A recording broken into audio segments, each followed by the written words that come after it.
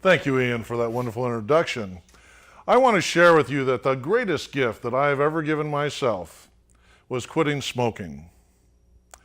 But a close second to that wonderful gift was joining Toastmasters. Quitting smoking after 37 years gave me a sense of health and wellness that I'll cherish all my life. However, joining Toastmasters helped me find joy in speaking, and that joy will enhance my speaking life and my career forever. Now, I think I joined Toastmasters the same way many of the Toastmasters in District 57 joined Toastmasters. It was just a little conversation, possibly. One time I was sharing with someone that I thought I had a really strong message that I needed to share. But my fear of speaking really bothered me. Now, one of the things that happened is that this person looked at me and said, "Have you ever heard of Toastmasters? This is a place that really changes people's lives as a communicator." I said, "I've never heard of Toastmasters. What's it about?" "Well, you join a club and you do different things. You should look into it." Well, like most of us, it took me about 4 or 5 years to even look for it. I found a listing in the phone book, I called the number, left my message, and I never heard from anyone. 2 years later, I wanted to check that out again, and this time I was more successful. I was able to find a club called Confidence Builders. And in Confidence Builders, I saw by different people sharing their excellence how I could become a better speaker. And I embraced the manuals that shared the information, and I gave the speeches.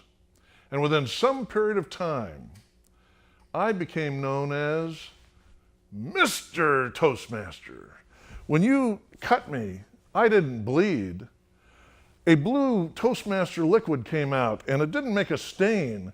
You'd reach down and pick this thing up. It was a 4 to 7 minute speech. Motivational, persuasive, dynamic. I was really into Toastmasters. But this isn't what my life had been like. When I was in high school, if I'd been given the choice between speaking in front of the entire school or being poked with a sharp stick, I would have run out into the forest, found a really sturdy limb. I would have cut all the branches and the knobs off to make sure that the person didn't hurt their hands. And then I would whittle down a very sharp point, and I'd run back and say, "Here you go. I'm not speaking, start poking." Now, it's different for me now. I've found the joy in speaking. And I can describe that to you in a very special way. And it goes all the way back to high school again. Early in the morning, I'd get to school, go to my first 2 periods with great anticipation. I would decide that could hardly wait for the bell to ring for brunch. And when it did, I'd race across the entire quad and get in line at the cafeteria. And there, for 5 cents, I could get a gigantic cinnamon roll. Now, this cinnamon roll wasn't eaten like an apple, big bites at a time. No, you tore pieces off and ate each one, savoring the wonderful cinnamon and butter and juiciness of the product.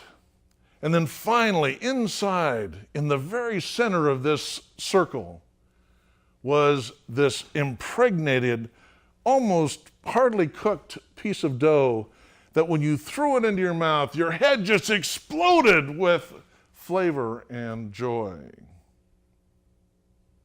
And then through the rest of the day, you could relive this by just closing your eyes and remembering those wonderful tastes that poured down your throat and tongue. And if you just gave a little sniff, it all came back to you. That experience is what I experienced with speaking. The moment I find out I have a speaking engagement and what the topic might be, and I'm practicing, I'm filled with anticipation and joy. And then I stand in the wings and wait for my name to be called, and I run up to the lectern or the microphone and I give that speech. Not all at once, but a little bit at a time.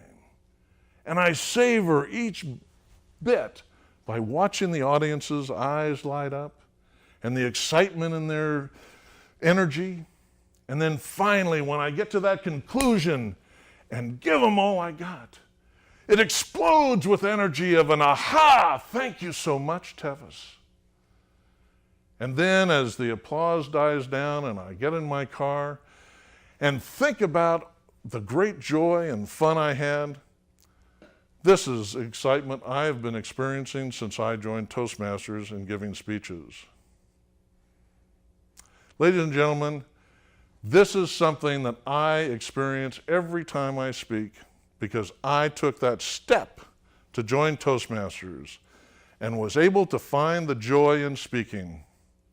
And I challenge you to find a club, to join, and to take on that responsibility of doing the assignments so that you have the opportunity to find the joy in speaking.